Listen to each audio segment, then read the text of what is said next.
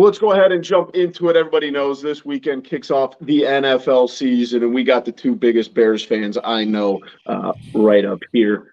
So let's go ahead and get into our Bears preview. Vegas has the Bears over under at 6.5. What do you guys realistically think is the final record for the Bears this season? I really do think that's right around the number, honestly. Um I don't think they're gonna wow anybody. My biggest thing is I just want to see Justin Fields play well. I want to see a little bit of improvement in the offensive line. I understand they're probably not going to go to the playoffs or whatever, but I just want to see Justin Fields play well. Okay, think that hear me out a little bit here. I'm not going to do anything crazy. I'm not going to say anything stupid. But for a team that everybody in the world is kind of just like counting out as just a 4-win, 5-win team, I think over 6, and I think I've seen 6.5 as well. I love the over. Actually, I think 7 The wins. division they play against is not the best. It's not a great division. Green Bay is obviously the class of the division, but then like Well, Minnesota not is not yeah. So no, not even that. The division they play within the season, they play the Giants, they play the right. Yeah, Commanders. I But was going to get to one that. These are some of the win. Like I'm looking, I have their schedule pulled up here. They got the Texans, Giants, Commanders, Patriots, Dolphins, Falcons, Jets, um, Eagles, and Bills is really their out of conference stuff. Like and 49ers obviously this week, but like there are some very winnable games in out outside of playing in the NFC North. I mean, there's a couple factors in my opinion that take those teams that no one expects and get in the components to make them a team of 7, 8, 9 wins that I think is possible. And that's a decent quarterback or good quarterback play, a decent offensive line that's stable and does their job, and a good offensive game plan. And I think with the offensive line, they've kind of patchworked together with moving Jenkins in, picking up Leatherwood. It seems like they might have hit gold in the draft with Braxton Jones in the 5th round. Like everyone's raving about this guy being, a potential like high end, elite, possibly elite tackle. You got Riley Reef also there. That's a competent offensive, and Cody Whitehair, and like that's a competent offensive line, um, right there in itself.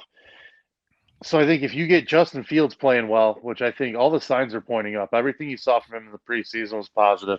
The offensive line looks like they could be decent, and if you get a good game plan, that's what I'm most excited about is Luke Getz, the new offensive coordinator, has got a game plan put together that's built around fucking Justin Fields, which is what people have been clamoring for from the Bears coaching staffs over the last few terms, where it's just been like they're so stuck in their game plans where it's like you got this athletic quarterback who can get outside, who can throw the ball down the field. He's got a good arm.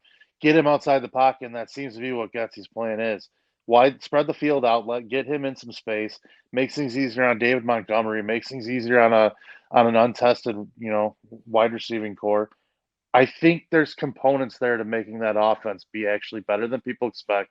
And with a solid defense that I think should be there, good head coach and Eberflus kind of running that defense, I think there's no reason they can't flirt with that 7-8 win territory. In my opinion, that's all I got.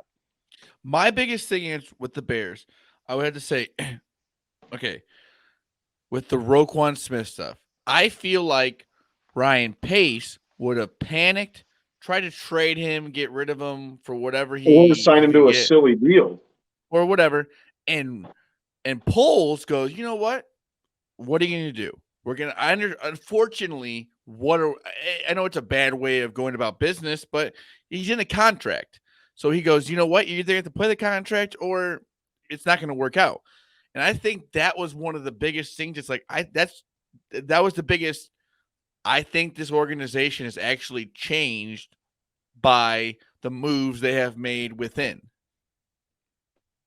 Maybe I'm crazy. Right. Maybe I'm a homer. I know it's the Bears. I'm a homer, but I really do think that that's a move they would have panicked and got rid of him. But they said, you know what? We're gonna we have the leverage here. Oh, for sure. And like, it goes back like we talked, at the beginning and when we started this show, I believe that was around the end of Nagy's first year. And it's you never know with a new coach and what he's going to bring in the obviously, Matt, you talked about um the new offensive system. Like if he comes out and does things, that teams aren't ready for, you could see it. And with the schedule that they play, you could easily see a path where this team could be around the 7-8 win mark. And a lot of the harder games or the harder teams that they have, they're playing at home.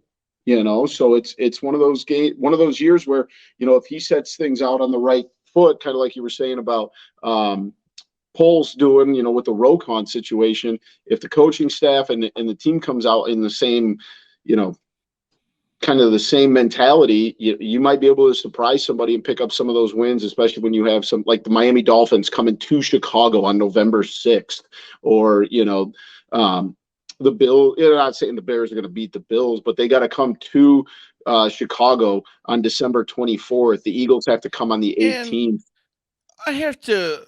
I understand the 49ers made to the playoffs last year, but they had Trey Lance, who knows what he's going to be like this year. And they're 7-point favorites, which I just think is I understand they're a good team. They got George Kittle. They got Deebo Samuel. They're a good team, but they're going out there with a quarterback. It's his first NFL start. He didn't start any last year? I thought he did when. He played when Garoppolo was hurt last year.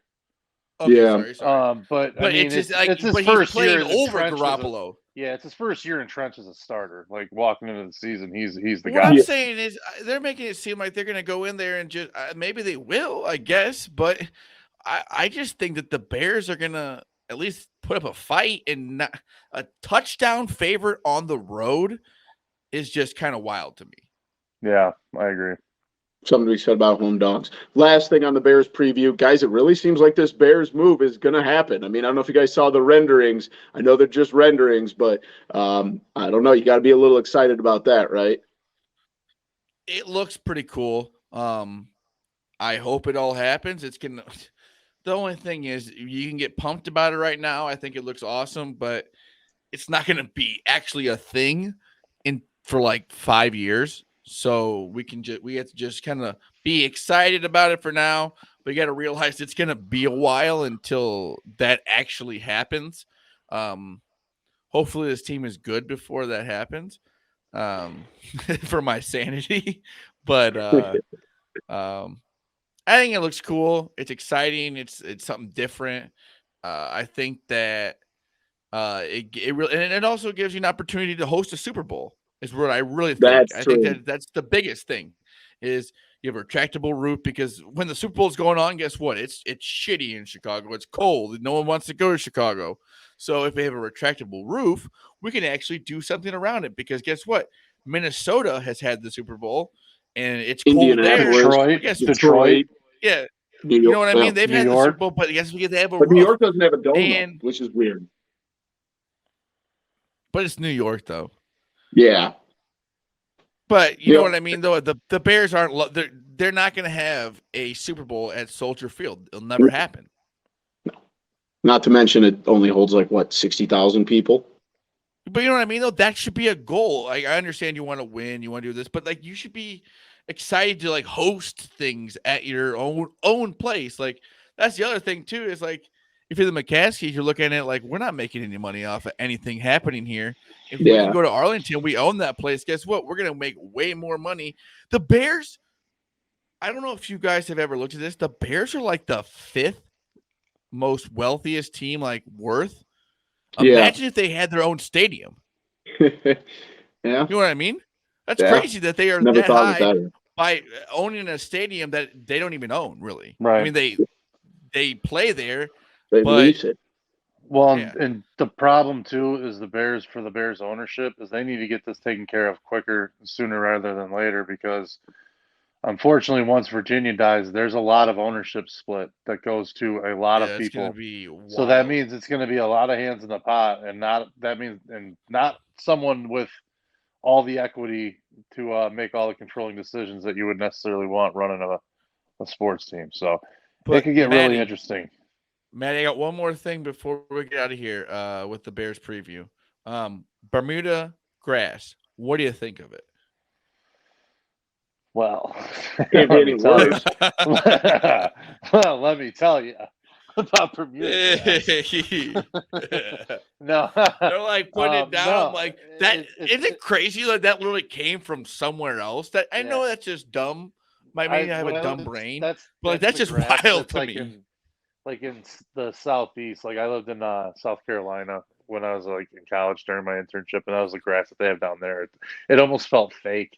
Like it's just very different than the Kentucky bluegrass that we have here. You know, it's also fake turf. Yeah, that's because maybe that'd be awesome to have. That'd be field awesome turf would be nice. Jeez, Louis. I mean, that's just the other thing. It's like this place gets beat up by concerts. They have all these big time concerts there. It's like Rammstein and Bad Bunny. What are we doing here?